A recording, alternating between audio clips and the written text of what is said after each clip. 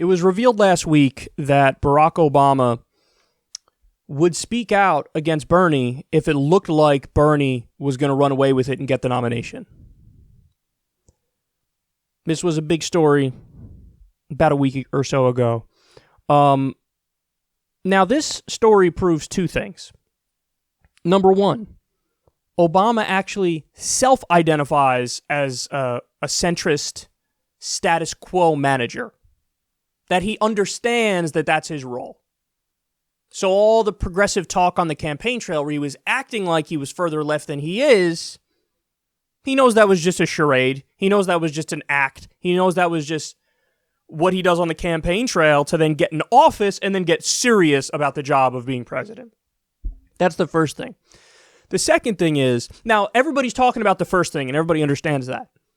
The second point, which I haven't heard many people talk about, which I also think is indisputably correct, is that he's terrified that in a situation where Bernie wins, Bernie's legacy would dwarf his and put his in historical perspective. And then history wouldn't look so kindly on his legacy. And he's terrified of that.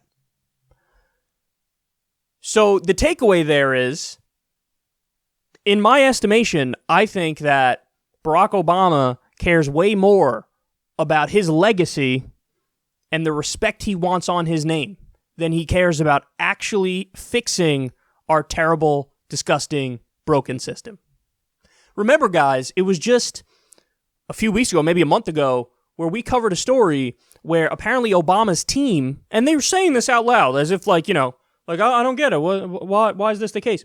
They were saying, I don't understand why healthcare is like one of the top things that all these candidates are running on. I don't understand why so many candidates are seemingly pushing for Medicare for all. Now, at this point, it's, pretty much only Bernie who's really never wavered even a little bit on that. But they're amazed that healthcare is center stage. Why?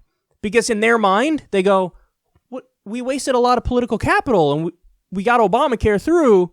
And so, that's check. Next, moving on. And isn't that so indicative of one of the many problems with Obama and his administration and his team? Is that they think that's enough. We did as good as we possibly could on that front. Same idea with Dodd-Frank. Dodd-Frank comes along, and it is a watered-down half measure which doesn't address the core problem which led to the subprime mortgage crisis and the Great Recession. It doesn't even bring back Glass-Steagall, which is absolutely necessary if you want to avert the next crash. And now they're looking around like, I don't understand. Why is Wall Street reform still a topic and regulation still a topic that people are talking about? We already did Dodd-Frank. But you're only doing the reform in name.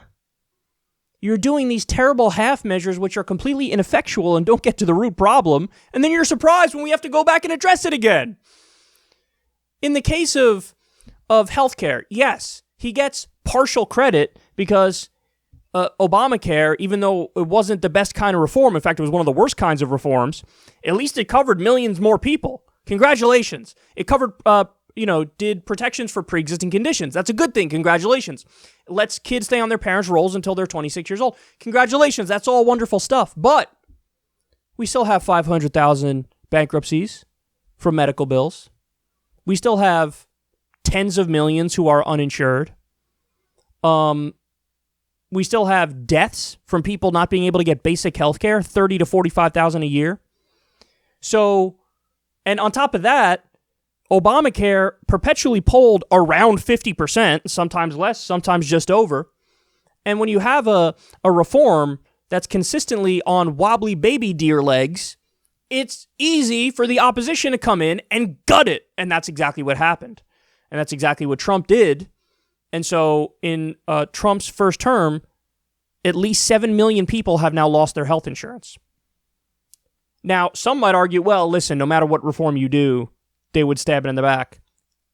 History tells us it's a lot harder to stab in the back a strong universal proposal because a strong universal proposal has a much higher favorability rating. And then they know it's political suicide to directly go at a strong universal program. So it would definitely weather the test of time and the right-wing onslaught much better. Listen, this is the truth about Obama. You have to be honest. Are there good things he did? Absolutely. The Iran deal was wonderful. Unfortunately, that was also stabbed in the back by Trump and the Republicans. Freeing the nonviolent drug offenders, which he did, many of them in his second term in office. That was wonderful. There are a bunch of things I could point to where I say, good job, way better than your standard Republican, no doubt. But Obama himself has described his own ideology as that of a moderate Republican, that of an old school moderate Republican. And now you see that when you're presented with an actual lefty like Bernie Sanders, who's calling to do basic lefty things, FDR-style New Deal liberalism, and he's like, what? Why would you do such things? I would have to speak out against him if it looks like he's going to win. The first time Obama was in the news after his presidency, what was it? Do you guys remember? Going jet skiing with billionaire Richard Branson, and then the next time was giving Wall Street speeches for about $500,000 a pop. It turns out that when the guy bails out Wall Street to the tune of $14 trillion, they look at him kind of favorably. When he doesn't prosecute bankers who need to be prosecuted, they're like, oh, that's our boy. We may have had hard feelings when we were in there, but ultimately he looked out for us. That's our boy. So he self-identifies as a moderate Republican. His policies act like that of a moderate Republican. And now some people are surprised that, oh my God, he's against Bernie? What? Yes, he is. Now, I don't know how direct he would be in denouncing Bernie. Is it possible what he would do is not mention Bernie at all, but throw an endorsement behind one of the corporate Democrats, whoever it might be? Mayor Pete, Deval Patrick, Michael Bloomberg, Amy Klobuchar. Is it possible he would do something like that? Joe Biden, he hasn't endorsed, and it looks like he won't endorse him. It's possible he would do something like that, or it's possible he's more direct. But my guess is, in a typical Obama fashion, he would play hide the ball a little bit, and he wouldn't be totally upfront. And so he wouldn't just flat out say, like, I'm against Bernie becoming the nominee. Because he wants to leave himself wiggle room so that if his attempt to stop Bernie doesn't work, he could turn around and say, I wasn't even trying to stop Bernie. I don't know what you guys were talking about. I was just saying that my favorite candidate was one of the centrists. That's all I was saying.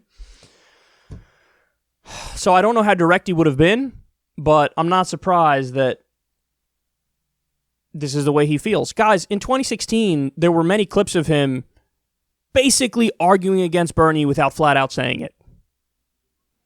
The clips, he was asked, hey, would you like Hillary or Bernie more? And he basically said, like, in an ideal world, sure, we'd start from scratch and we'd do a top-down do-over of the system, but we don't live in an ideal world and you can't start from scratch. So, you got to deal with the cards you've been dealt. You got to work with the cards you've been dealt. So what do you want me to say? It is what it is. You need somebody who's masterful at working from within the system.